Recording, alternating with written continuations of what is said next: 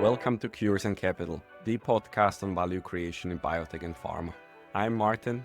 I am Simon. And today we are talking to Aaron Schact. Aaron is the CEO and board director at BiomEdit and a former R&D leader at Eli Lilly and Elanco. Aaron's 35-plus year journey in life sciences, from lab chemist to a CEO, gave him quite a lot to talk about. Today we'll go through the origin and impact of the R&D productivity model developed at Eli Lilly and the landmark 2010 paper published in Nature Reviews Drug Discovery by Aaron Schact, Steve Paul, and others. It was titled How to Improve R&D Productivity, the Pharmaceutical Industry's Grand Challenge. We'll discuss with Aaron specifically how Eli Lilly worked with R&D productivity, and he will share some of the core insights emerging from the model. We'll also discuss the cultural resistance emerging as part of operationalizing an improved R&D productivity culture in the company. And then we will discuss also how the team overcame the sort of the bean counting mentality that can emerge from working with models and metrics. And finally, we'll also discuss why the cost of failure is the single most important metric to understand for biotech and pharma leaders when working with R&D productivity. And we'll discuss so much more. After the interview with Aaron, Simon and I go over our reflections and takeaways. And as always, all views and opinions expressed in the podcast are our own and do not represent that of our employers. Now, welcome Aaron Schact. Welcome, Aaron. Good to have you on. Oh, it's good to be here. Thank you, Simon. For our listeners, could you maybe briefly go over your bio? Sure. So I am 35 now, a year veteran of the life science industry. I started my career as a research chemist at Eli Lilly and Company in 1990. I worked in the lab, was making molecules, trying to discover novel products for cardiovascular conditions, and did that for about 5 years, and then migrated outside the lab to work on a special project focused on trying to determine what governed productivity of a discovery organization or discovery enterprise. So the concept of R&D productivity, the seed was planted with that assignment, where I was looking at really the input and output of a research group at Lilly as sort of a way of thinking about what's the best way to optimize productivity. Mm-hmm. And then that led to other roles and opportunities. For about a 6-year period, I led R&D strategy during the mid-2000s, and that was reporting to Dr. Steve Paul, who was running R&D at Lilly at the time. And that's the moment in time where we conceived of this overall equation and a sensitivity analysis that led ultimately to the Nature paper that we published. After that, I did, other cool assignments, leading an aspect of external innovation activities at Lilly, leading late-stage product development at Lilly, and then migrated over to the captive animal health company within Eli Lilly and Company, Elanco, where I led R&D. And my job at that time was really to build an R&D engine capable of supporting Elanco to innovate at the top tier of the animal health industry. Concluded my career with Elanco at the end of 21, but then partnered with Elanco to carve out a platform we had built within the R&D enterprise at Elanco, and spun that out, raised some capital, and founded a company called BiomEdit, which I'm now the CEO of. That's a very rich experience, and you already hinted a little bit to it. So let's go back a memory lane. So in 2010, you published with Steve Paul and some of your colleagues this hallmark paper on R&D productivity, and we'll make sure to link to that paper if people are not familiar with it. It's titled How to Improve R&D Productivity, the Pharmaceutical Industry's Grand Challenge. So just so we make sure we have the backdrop of the story, what actually happened in the period leading up to 2010 at Eli Lilly? Yeah. So if you think about Eli Lilly and Company of the last century, right? So, or the last millennium, let's call it, in the 1990s, when I joined Lilly, it was basically an antibiotics company that had just launched an interesting product called Prozac. And so you have this antibiotics company learning to become a neuroscience company. And of course, Lilly followed on with the launch of another product called Zyprexa, which was another neuropsychiatric condition. And they became really the revenue engine of the company. These two blockbuster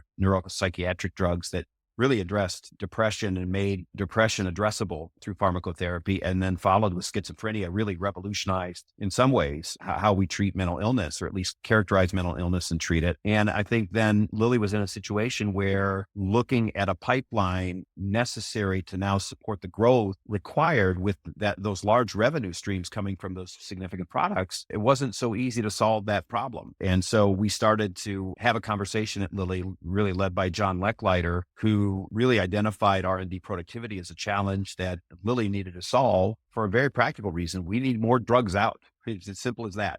if we're going to sustain our scale in the pharmaceutical industry, you've got to launch things at a certain rate. Otherwise, you just create expectations that every product you launch has to be super big. And while that'd be a great strategy to have, that you can pick the big winners and only deliver those, the reality of it is there's a distribution around how valuable something can be. So it really caused us to think carefully about what inputs lead to what, work in progress lead to what outputs. And it was during that time that we started to formulate this, come up with the formula. And that work led to then an analysis that said, what is that input output equation most sensitive to? Which variables are most important? And when discussing that with Dr. Paul, he said, this is great. This is the blueprint we need to figure out how to run this engine, and we should publish this work. And so it was during that season in the first decade after the turn of the millennium that sort of the foundation for that paper was built. Do you remember the exact moment when you first heard the word R&D productivity or got involved, or was it something that evolved over months or years? Yeah, I think thinking back to it, I believe the concept really emerged in my own mind and probably in the discussion within Lilly as we started to contemplate the emergence of new technologies like combinatorial chemistry and high throughput screening. Yeah. Because it now started to represent research as a factory in effect. Right? How many compounds can you test? How quickly to reduce the risk about whether or not your hit could become a lead? And then that led to the next problem. How do we optimize leads more quickly? And then ultimately led to the next problem. So we started, codifying what it meant to progress things through a process, a serial set of processes. And I think in the end, the reason you do that, the reason you optimize is for productivity purposes. So it also became a topic, I think, related to the emergence of a benchmarking forum, that KMR benchmarking forum that wanted to gather industry executives and talk about this input output equation.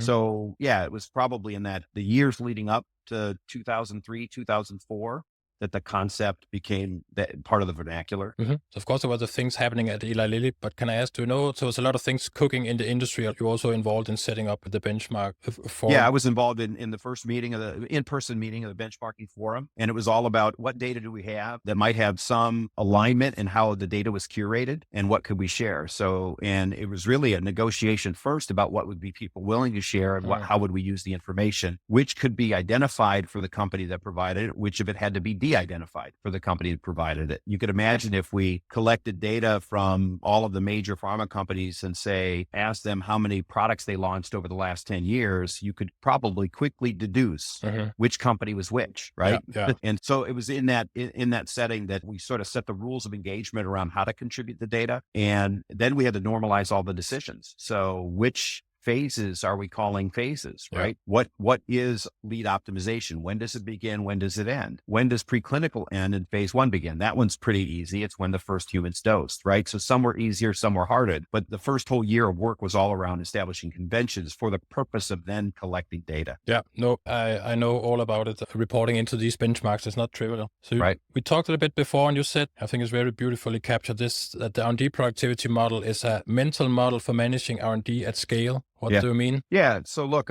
in the end, you start first with what is the earnings objective of the company, okay? And you back calculate from there, right? And if the earnings objective of the company is to generate X amount of revenue at X quality of margin, right? And that's on a per product basis, then you can work your way all the way back to the number of things you might need at any phase of development, right? Based on, key other parameters, the 3 things that ultimately you had to figure out. What's the probability of that project or any project progressing from one stage to the next? What's the cost for doing so, and how long does it take, right? And ultimately, if you know those 3 things, then you can put together a simulation or a formulaic reduction of how much work do you need in progress? What's the cost of doing that work?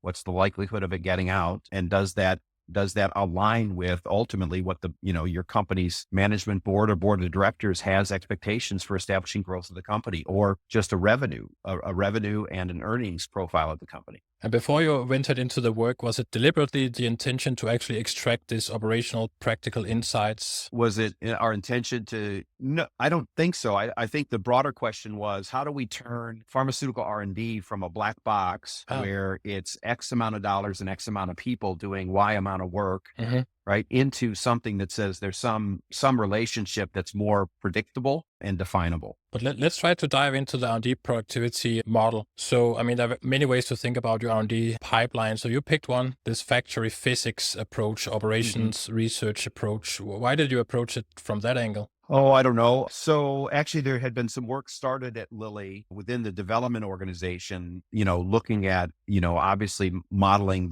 let's say the throughput of a scale-up operation, right? So we'd already had there is a manufacturing mindset that's already present within a pharma company, right? It just had never been applied to the idea of innovating products, which is one part discovery, another part inspiration, and a third part problem solving. Right. Those don't sound like inputs in a factory. So I think we started thinking small about how to apply it. And it was really focused around calculating the resource requirements to support the throughput of, let's say, the research model at Lilly. And it seemed an easy enough equation to master, Little's law, right? And so we wanted to calculate WIP, work in progress. And so if you knew cycle time and you knew the output you wanted, right, you could calculate the WIP, but then we had to factor in this attrition thing. Yeah. Well, attrition's pretty easy. I just need to take the inverse of the attrition and multiply that by the WIP, and that's the number of things that I need. So it gave scientists already a framework. There were already quantitative analytical people that they could sort of hang their hat on. And the fun began debating, right, the assumptions, as opposed to debating whether or not we should think about this as a manageable system that way. And in some ways, that was a bit of a Trojan horse into everybody generally agreeing that this was a good idea. Yeah, and that leads me maybe to a follow-up question. So on the one hand, you have the R&D productivity equation, and that's appealing to scientists, but then the word itself, R&D productivity, was it well received all across the organization, or does it have these negative connotations? Yeah, I know where you're coming from. Well, look, scientists are innately skeptical by nature, right? And so I think what we saw happen initially was a concern that non-scientists were going to try to manage a scientific enterprise using these kinds of approaches or tools. And furthermore, they didn't know things well enough. They weren't sophisticated to appreciate how work really gets done, that you could ever sort of oversimplify it into some management tool or model. I think, what we experienced was just sort of persisting and listening and helping them see that they were a part of informing any of the assumptions that were used and any of the conclusions that might be drawn from any of the modeling that we did. And I think we worked very hard to make sure that this would not be a formula, but a means by which we inform the judgment of people who had the responsibility for making decisions. And so I think over time, they got comfortable with the idea that it wasn't some bean counter somewhere, the finance person applying this model. It was Steve Paul, a guy who developed drugs on his own, a guy who had come from the academic world into the industry world. And so he was the most likely person to be bothered by this approach, and he was the champion of it. That's a great answer. And how difficult was it to find the parameters that you needed for your R&D productivity model? So the cycle times, probability of success, cost, and so on. Yeah, they had three different stories. So probability, I think Lilly had a very strong leg up because we had built a decision sciences team whose job it was to quantify the likely output of the work in the pipeline. And it was led by a gentleman named Jay Anderson. And Jay he'd been sort of drafted as a leader in the stats department to come help build the first ever decision science approach. And probability of success was the dominant topic. And Lilly had established actually the decision science group who would come up with estimates based on sort of estimates of probability of success based on the attributes of a project. And then we complemented that with a portfolio analyst group, which were seasoned executives who were in the latter part of the career and they'd seen all kinds of projects and then they opined. And so you had this interesting tension between the team who was the champion of their own project, who knew the most about the project, but were likely to be the least objective. And then you had the portfolio analyst group who knew the least about the project, but were likely to be the most objective, with the decision science group in the middle, building a way to resolve the tension that manifests productively between those two groups. And that model had been in place for, a good 5 or 6 years by the time we started thinking about taking those data and developing an overall, formula of the R&D enterprise. So that was straightforward to come by. We already had sort of well-validated, everybody had sort of seen the virtues of having sort of an unbiased projection of probability of technical success. And it was based on a lot of experience. And we had, at some point later in history, we had 10-year charts that showed in the aggregate, our estimates were basically right on. It's just, no project ends up with anything but a 1 or a 0 in terms of probability, right? So you won't have a project ever end with a 55% probability, right? So, but in the aggregate, for this phase, we actually saw that was human judgment coupled with the team's aspiration led to a good result for us at Lilly. I think in terms of cycle times, that took longer because we had to normalize what we were measuring. And then you had to correct for unique features of, let's say, the different therapeutic categories, right? Or the different technologies, a biologic versus a small molecule. So we had to create actually models, multiple layers of the model to reflect those unique attributes. And we didn't have as much historical data capture on that as maybe we did on the probabilities. And then financials were probably the hardest to come by because you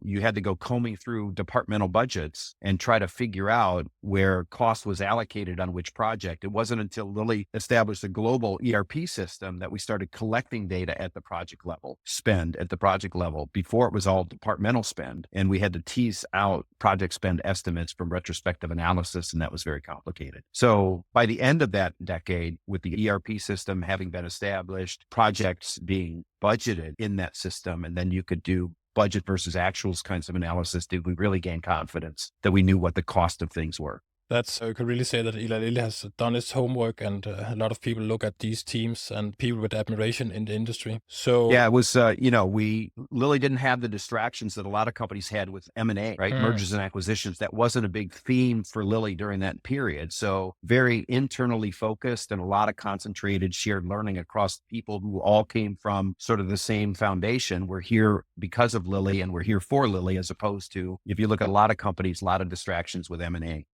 And then when you eventually got to the point and see the output of the model and the sensitivities, what were the emerging operational insights for the projects in terms of cycle time or probability of success? Yeah, no, I remember the first time we looked at the tornado diagram. Of course, I had built like spreadsheet models myself. And so I knew that, phase 2 success rate was going to be pretty significant, right? I mean, it's a pretty expensive phase, and to have such a low probability as a starting point, intuitively, I knew that was going to be the result, but it's powerful when you see them all arrayed next to each other and the order of magnitude impact that they could have on what we used as an index of productivity. And that was the cost per NME, right? But it came down to the two likely suspects. And frankly, the companies that have figured out how to master both of those are the ones that I think set themselves apart. And that is phase 2 probability of success. Can I fail less often in phase 2? And phase 3 cost, right? If I succeed in phase 2,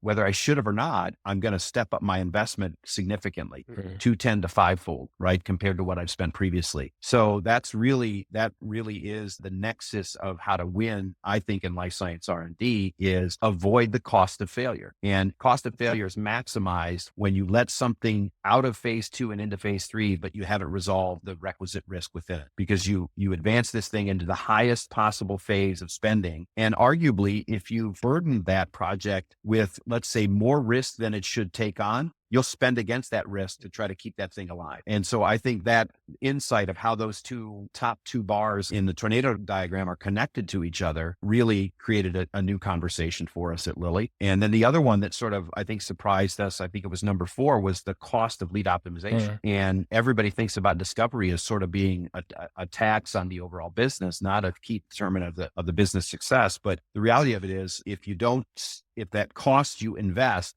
isn't de-risking that molecule, then you're spending too much on it, right? And so I think what that led to was an insight that if you measure the discovery enterprise for its ability to put out candidates, and you set the bar higher, but you don't constrain the budget, and you don't set a minimum risk resolution sort of objective, then you'll just get more candidates at any cost, right? And I think that was a little bit of what might have been happening at Lilly. Was we had gone a while as a company of not producing very much in research, and we wanted to power research to produce more, and maybe the anytime you ask for more as a metric or as a KPI, people will find a way to meet the KPI, even if there are other criteria that should be met. That one objective of getting a candidate minted, so to speak, or sanctioned overrides all the others. And that's a little bit of a trophy as well for research scientists, is my molecule moved to clinical development. That's sort of a career accomplishment. So you can see how everybody was sort of the incentives were lined up to make lead optimization either something that didn't accomplish your objective of filling the pipeline or something that did. Right. And now putting on the finance hat, of course, my follow-up question is what financial insights emerged from the model output? But now you, of course, mentioned quite a lot of it. Was there anything else to mention? No, look, when we were familiar with the Tufts Demasi work that basically said the cost of an enemy was $800 million.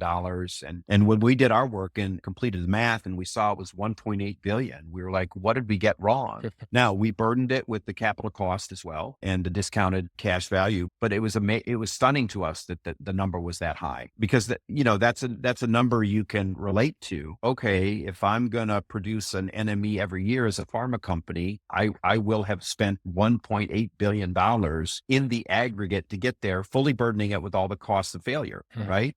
But if only 1 in 10 succeeds, then, so we got a clear indication of how much is spent on success versus how much is spent on failure. And there's a significant amount spent on failure, right? And not being decisive about killing things early just made that cost of failure that much higher. So it really was a way, I think, to get people into an honest conversation about how much do you want to spend on failure and what strategies can you use to avoid the cost of failure, right?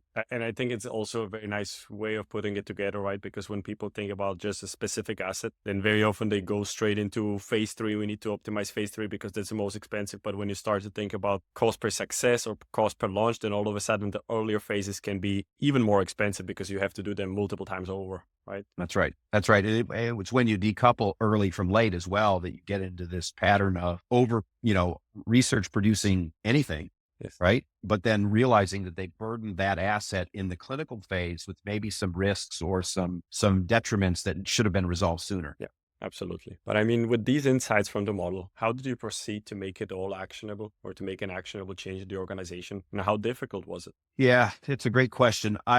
I believe this as a consequence of looking back, and that is you can't change the culture of a system any faster than one cycle of the system, right? So if it takes 10 years to develop a product in R&D in pharma, it's probably going to take you 10 years to change the mindset of that organization, because you have to see all of the pieces and parts sort of connect together. You don't get to see it in real time. It's an aggregated picture of 3 different histories. What's in late development was discovered 7 years earlier. What's in early development was discovered 4 years earlier. What's in discovery today won't produce a product for another 8 years. So you get lost in keeping track of how the time course works. But by the time you stay with, let's say, a topic like we did, and that is maximize output while minimizing costs, while maximizing value, right? And that became the dominant theme of how we manage R&D, right? Not how we conduct research or conduct clinical trials, but how we manage R&D.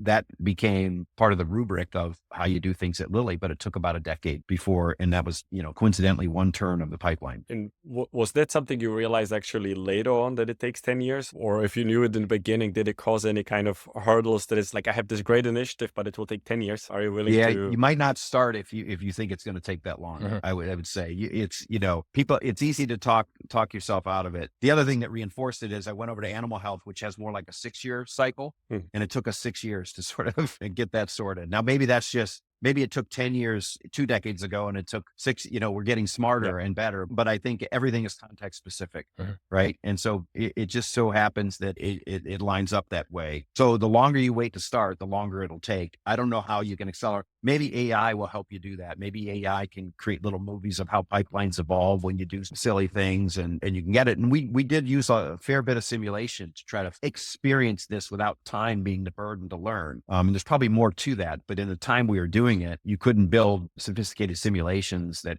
would create an intuition in people about how this worked. They just had to experience it real time and have these messages consistently reinforced.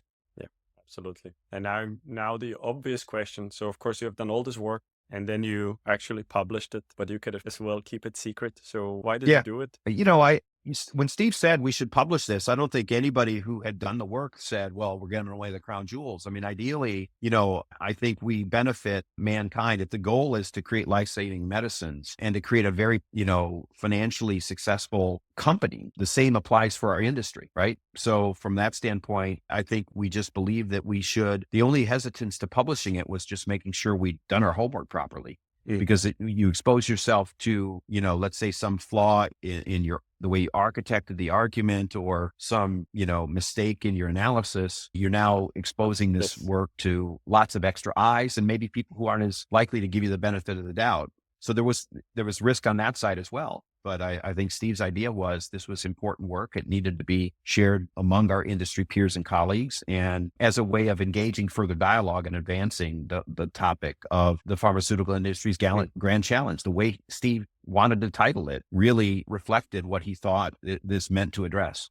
Yeah. But I mean, talking about exposure. So what were the responses? Did people challenge the ideas? Did they start reaching out? It's great work. Yeah, I think within the circle of, let's say, colleagues I had and other companies, this was welcome, right? It allowed, in some ways, it allowed them to take the concept internally and progress it, right? It's a little bit of now that someone else has published on it, it's real in a way where otherwise it just sounded like that goofy thing that Lilly's been talking about. Nobody respects and honors it because they don't know the detail of it. So it formalized it in a way that hopefully made it useful for others. I think it invited a lot of interaction around the topic. Social media wasn't as big in 2010 as it is now. I think we'd have published it in 2020 instead of 2010. I think LinkedIn would have like the recent experience we had with it on LinkedIn that drew us together. Mm-hmm. I think that would have happened, at scale, whatever scale was in 2010, and it would have been a much more robust set of interactions. So, social media magnifies the rate of things, right? The rate of interactions between people, positive and negative. And in this case, that I think we'd have seen a lot more of a following develop that helped self-identify for people who had some affinity for this topic. Absolutely. And I mean, with all the time that now passed and the perspective you have as a result of doing this exercise, would you encourage every pharma company to establish their version of the R&D productivity model and equation to optimize how they do things? Yeah, I think so. I think, look, there's an old saying that says that you get what you measure, and that if something's not inspected, what is it? Lord Kelvin has a saying that says you don't know a topic until you express it in terms of measurement. Right. And so I think those fundamentals apply here. And I think our fellow humans deserve a better stewardship of the investment that goes into life science R&D, right? For the purpose of making more beneficial medicines available at a higher rate and a higher quality. And I think unless you adopt a mindset that says, let's analyze and predict and manage in a way that says we're getting the best results out of the inputs that we have, and we're organizing our inputs in a way that are the most efficient, I think you're leaving yourself open to criticism and falling short of what ought to be the aspiration. Yeah. And now putting this a little bit into perspective, right? So it has been 15 years since this work began. I mean, more probably. It took you some time. Mm-hmm. How do you see the impact and the legacy it had for Lilly and also for the industry? I think for Lilly, I think Lilly's orientation to managing R&D as something that there is a management discipline around, I think it helped sort of create a foundation for what that management discipline is. There are lots of other inputs that matter, of course, but these are the fundamentals. The whole concept of throughput, inputs leading to outputs, outputs leading to outcomes, that whole topic became a fundamental way of thought, I think, at Lilly, as it is at many companies. It's no different than what Jack Welch did at GE, right? For example. And so it became a bit of a management discipline, but within the framework of respecting and understanding how to conduct R&D at scale. I think, things like R&D culture were on the table and had to be on the table. We had to get people comfortable with, this kind of invasive, what they thought at the outset was invasive behavior by leadership, when all they should do is just pay us well and get out of our way and we'll make everything great. So there's a lot more that went into it than just the formula. But I think it was revolutionary for a company like Lilly to sort of use this as part of its own journey to basically grow the company, overcome the ups and downs of an unpredictable system, right? Patent expiries happening sooner than you think, right? Regulatory paradigm that is shifting, competitive pressures, environmental pressures, economic pressures. I think it helped leadership embrace the complexity of their task without making it more complicated, right? And I think that's the richness of it. And I think Lilly has gone on to prosper, not only for those reasons, but, it's when you're good and lucky that you outperform everybody. When you're good or lucky, you hang in there. And when you're neither good or lucky, you're going to lose, right? So I think Lilly has been good and lucky. And I think this work helped them be good. Can I ask, so a few weeks back, I heard Dave Ricks, the CEO of Eli Lilly, talk, and he also talked quite a bit about R&D productivity and cycle times. And it seems that it's so deep under the skin of the whole management in Lilly still. Do you think that came out of that long legacy the company has? Sure did. Dave's an incredibly smart guy, so he could have gotten there on his own. But I also know his journey with this, and he and I worked together for a short period of time where I was helping him manage the biomedicines business unit portfolio when he was the president of that prior to becoming CEO. And so I think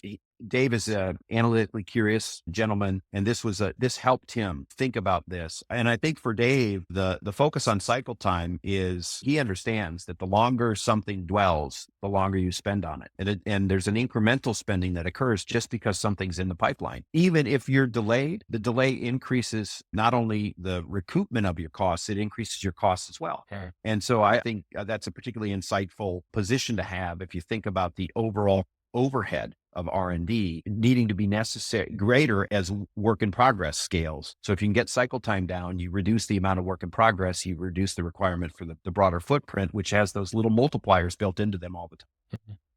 And so I think he's internalized it, whether it came through his experience with this work or he's just a smart guy who picked up on this on its own, probably some of both. In the end, there are a lot of people who I think came to the conclusion about that through this work. And actually, I have a small sub question also to your previous answer, and that is, you mentioned this, not challenging, but this behavior in the R&D organization, right? This innovation culture, mindset, behavior, however you can call it, that there was this resistance to maybe say, okay, just leave us be. We want to do it as we want to.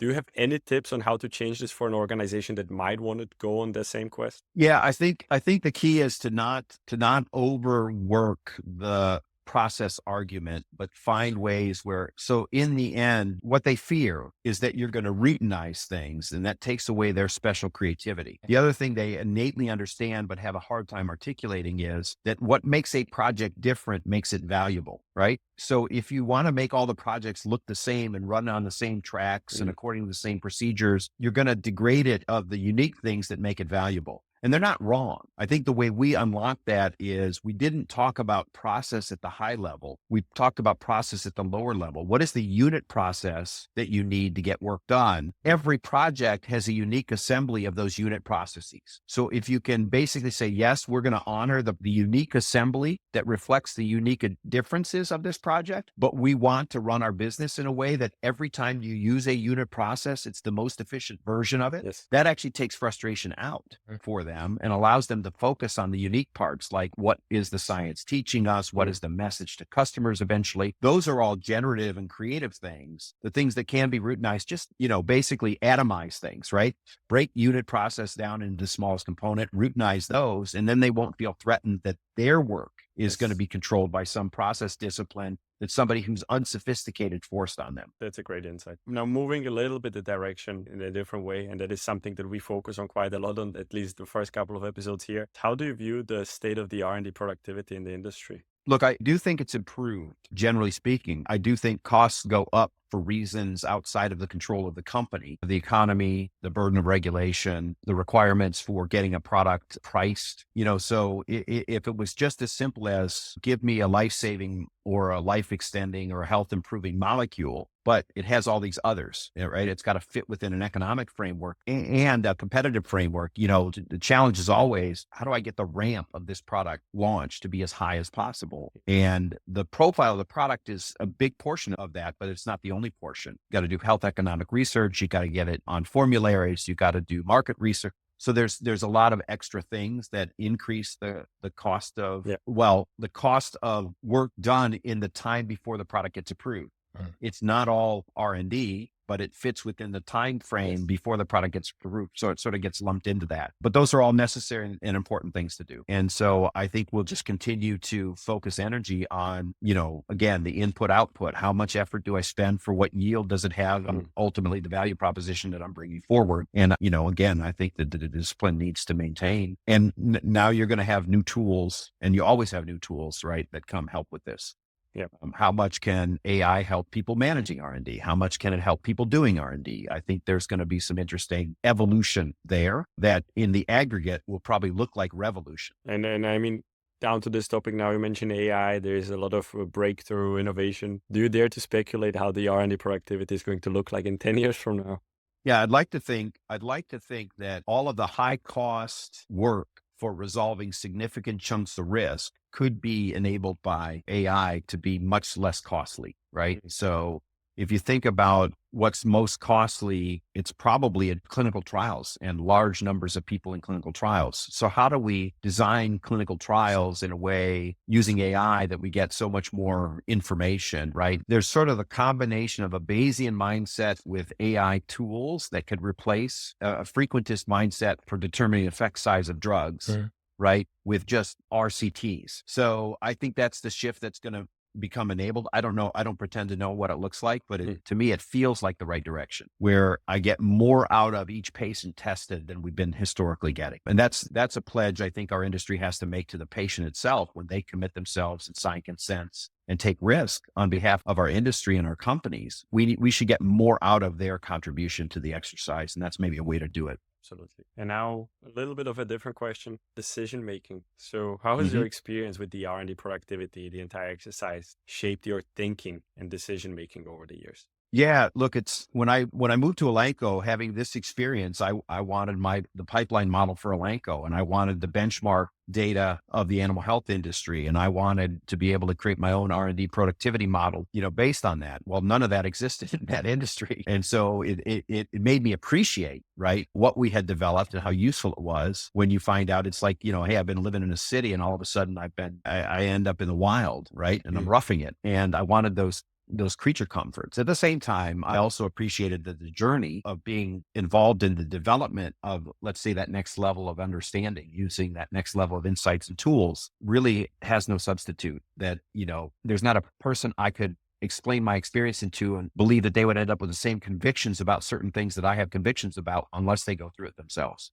Yeah. So I think it's going to continue to be that way. How much can you learn through explicit knowledge being shared, and how much becomes part of your experience and becomes tacit in your own mind? And there's always the mix. So there's probably a next chapter, I hope, that I have where I'm back to square one again. I'm thinking about the input-output equation of whatever it is I'm involved in and doing. But I think the fundamentals are simple. How do you break it down in terms of an overall definition of process? And then what are the input-output equations that govern those process steps? And then how do you create an aggregate view of how that system can behave? Now that can happen much faster, I think. And that's where AI can come in, and simulating complex systems, I think, is going to be much easier for people than trying to enumerate a massive Excel spreadsheet, which is basically how we had to do this work 20 years ago. But I think that's also a good advice in itself, that going through the process, actually trying to break it apart yourself, right? That also teaches you, it makes you understand how the things really work. You develop a certain intuition about the system that you're studying that's hard to codify. And so you have unique insight, I guess, is what that's described to be. Yeah, absolutely. And in terms of advice, if you were to give some advice on decision-making for the biotech and pharma executives, what would it be? And it can be, if you have one great one, it can be one. If you have five, it can be five. No, I think understand the root causes of failure and the cost of failure. For me, that's the subtext of the pharmaceutical industry's grand challenge. It's the burden of cost of failure. That's well said. And if you were to give advice to the R&D leaders out there, if they want to work with R&D productivity in their organizations, what would it be? Get your own data and get to know it really well. I think my guess is there's a long list of pharmaceutical companies or executives, asking the McKinseys to come in and unlock this for them. And ultimately that gets burdened by having to elicit the data sets from the organization that are the contextually relevant data to be working with. And typically that's where those things sort of grind to a halt, because people don't know where it is, or it's never been curated properly. It's never been stored properly. You can't get a group to align on how to interpret it or break it out or reformat it. So there's a lot of, and maybe you just give up, right? Or you settle for high level analyses as opposed to the in-depth analysis. So I think be willing to go deep and take advantage of the fact that others have experience, but also there's probably tools that can help you assimilate that data more quickly than it was able to do in the past, and maybe make more sense of it more quickly as well. No, I think that's great advice, but also I hear there are no shortcuts. You have to get your hands into the weeds. So, Aaron, we are coming towards the end. Is there anything you want to mention that we didn't talk about? No, look, I appreciate the nature of your guys' podcast here, and it's been a fun discussion walking down memory lane. But I think it just reinforces that the concept is pertinent, right? It's enduring. How we move from a slide rule to a calculator to a computer. That same concept, right? I think is applying here. Anytime you're doing sort of complex analysis, the next generation of tools are going to make it much more efficient and approachable. So in my mind, it's exciting to see what comes next and where this goes, but it also has the potential to, in some ways, unify across different industries that have cost of failure as a core feature of their industry. I don't think that work's been done. Right? We've often talked about, you think about analogies, and maybe this tees up a future podcast, right? We use the term dry wells, right? In pharma. Well, that's an oil expedition term, right? Yeah. I dig a well and there's no oil. Well, that's a failed project. Or use the term blockbuster in the movie industry, right? That's the rare event that something really appealed or created value for a much larger population than maybe you had projected or imagined. That's a feature here. So those kinds of tags point to something that might be common across industries that we haven't been able to learn from necessarily as much across those industries.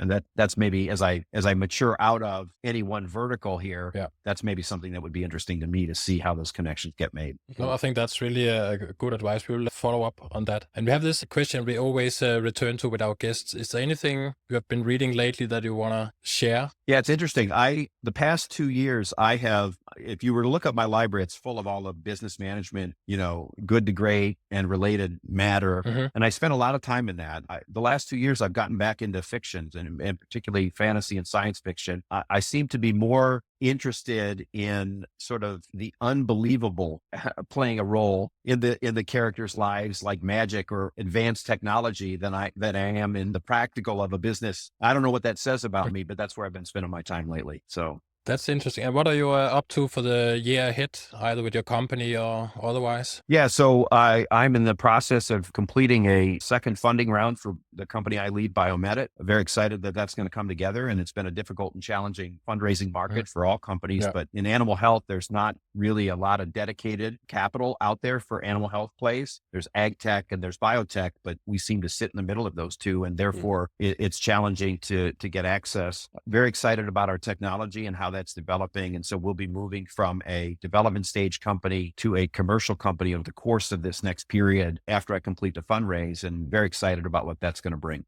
And we will, of course, link to the work we have discussed today and your company. If people want to get in touch with you, how do you prefer they do that? LinkedIn. LinkedIn's the best way. Okay. Yep, absolutely. That's very clear. Thank you very much, Aaron. This was a great conversation. Take care. Thank you. Yeah, thank you. Really enjoyed it. So, Simon, this was our interview with Aaron Schact. What have you taken away? No, I think it was a really insightful conversation going over this R&D productivity model, which Aaron, he talks about it as a mental model for managing R&D at scale, which I think is a quite beautiful way of phrasing it. And just as a recap, so the R&D productivity model is basically like a formula that encapsulates these productivity levers from, R&D cost and cycle times and probability of success and a few other items. And I think that really helps teams structure their thinking around how to attack the problem. So I think in that sense, it's very helpful because it's one way of quantifying R&D productivity. You could also use internal rate of return and other metrics that we discussed in previous episodes. So in that sense, I really like that it's very operational and also helps you structure your own thinking. So what do you take away or something? What do you think about risk-loaded cost? I also very much like the analogy that it's a mental model for managing R&D at scale. I really think when you come down to the grain of really understanding how the things really move and how they fit together, that's where you really find out how things work. So I really like the idea. And I think we had this discussion a year or two back, right, where you first told me about this risk-loaded cost and the cost of attrition, which is a way of thinking I didn't have before. And I think, as we discussed also during the interview, during this kind of modeling and during this kind of exercise, you find out that there's so much more than just the cost of the asset itself. It's also the costs of all the previous assets that maybe failed getting to that point. So then it's no longer just one phase 1, one phase 2, one phase 3, right? Then it's 10 phase 1s, 5 phase 2s. And then all of a sudden, something where you thought the phase 3 is the most expensive one, well, it's maybe even phase 1. It's maybe even pre-phase 1 because you have to do it tens of times over. And then it's really something that people don't really focus on because it seems like it's such an insignificant part of the overall cost of an asset. Suddenly becomes, this is a place where maybe we should look because overall it can really drive a difference. Yeah, no, I mean, well said. And also maybe an element of practical importance when I've discussed this productivity equation with various teams is that it also helps you think about what are the trade-offs that make sense. So if you can save time, but it will cost you in your investment, so you need a bigger investment to save time, is that a good trade-off? I mean, in many instances, it is a good trade-off. And also, what if you spend more time maybe to increase your probability of success? It's always a trade-off. I mean, there are no free lunches, but it's the whole trade-offs. And sometimes we can have some reluctance in investing more. It could be front-loading at risk. You need to put money on the table, but if you're successful in the phase, then you can move quicker to the next one. And that will overall improve the value of that asset. So I think it's a good tool in many ways. I almost feel like now you just described our interview with also Stefan in the last episode, because I think that's a little bit what we discussed about also the financial models. The financial models should be so much more than just a number at the end. It should exactly help these kind of discussions. So actually, when we were talking to Aaron, and him describing the R&D productivity model. And when we were talking to Stefan about the financial models, in one way, they are one and the same. I mean, those are the things that should really spark discussions and help you answer these kind of questions. Is this the way I should proceed? Is this decision creating more value than another decision? Should I invest maybe more than we originally planned? Because it will help unlock so much more value here, right? And I think one way or another, financial model should really also be in some sense also a productivity model. Because if it isn't there, then it's not a really good financial model that doesn't really help you answer these questions. So I start to see maybe links that aren't there, but I really feel like now that you described it, I really just heard a lot of what we just discussed with Stefan as well. Oh, I agree. And the thing is, it's a nice reminder again that let's say you can cut your cycle time in half, and that will double your costs. Then it leaves you in exactly the same spot according to the productivity equation. So I think it's a nice way that you can really trade off some big chunks of investments and time, and you might end up in the same place or a completely different place that might be better or worse. How about doing this in practice? And I mean, of course, with practice also comes the change management part. So how do we operationalize this? And I think, again, let's start with the equation, because if you don't have to say, let's cut cycle times in half, that would be great. And you can probably take away a quarter, and in some instances, half of your cycle time. But it's also if you can address each of the levers in the productivity equation. So maybe if you go, I don't know, let's say you have a cycle time of 10 years and you can reduce it to 9.5. Maybe the cost will stay the same, or you can reduce that by 5%. Maybe you can pick projects and execute them well, so your probability of success goes up 5 or 10 percentage points, for instance.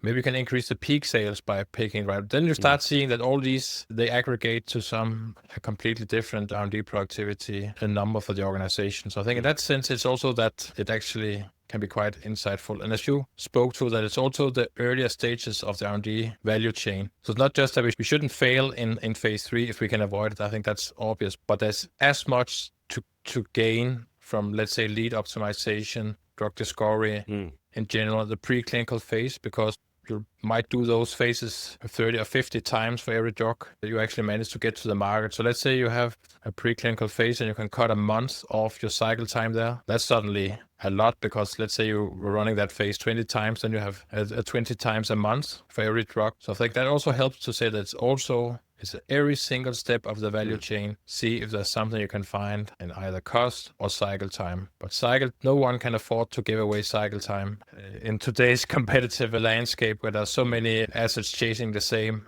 mechanism of action. And to the change management, I think it was clear that Aaron, he spoke clearly to that Steve Paul, the president of R&D at Lilly, was that champion for this initiative. And he came with sort of a very academic and highly esteemed scientist. So I think that probably gave the whole initiative some tailwind. You see, I mean, just discussing this equation today, I mean, then hopefully our listeners feel a little bit more educated how to think about it. But it's not just doing stupid things faster. It's actually about working in a more clever way that's rational for the organization. I think that's very well said. And I think it also helped a little bit at Eli Lilly that maybe they didn't know from the beginning it will take 10 years, right? They only found out later. Yeah. And I mean, what do you think about the time needed for such a R&D productivity transformation? I mean, he put it very nicely, right? That any change in the system really requires to wait at least the full cycle of the system. So of course in pharma, that can be 10 years. And I mean, when I heard it first, I was really surprised. Like, what company is really going to start their journey if they know it's going to take 10 years? But I also think in some sense, well, first of all, if you never start and you never get there, and again, I haven't been through many of these exercises, but I don't think it necessarily takes 10 years. Yes, it takes 10 years to see the full end result, but I don't necessarily think it takes 10 years to start to see all the areas where you can suddenly improve the value versus what you have been doing before, right? And then